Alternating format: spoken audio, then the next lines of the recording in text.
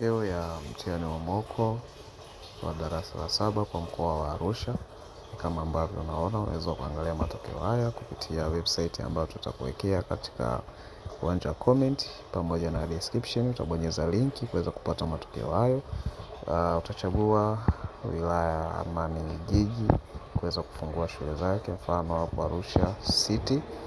Baada ya hapo tutachagua ama kubonyeza jina la school ambayo nataka kuangalia matokeo yake, mfano Renea. Tukifungua ama tukibonyeza itaload na kuweza kufungua matokeo ya shule hii. Mtandao kidogo ni mzito, lakini imefungua kama ambavyo tunaona. Unaweza kuona majina, ufaulu wa wanafunzi na grade zao.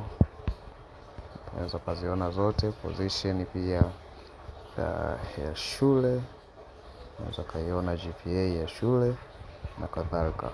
Kama nilivyokuambia, linki utaipata katika uwanja wa comment pamoja na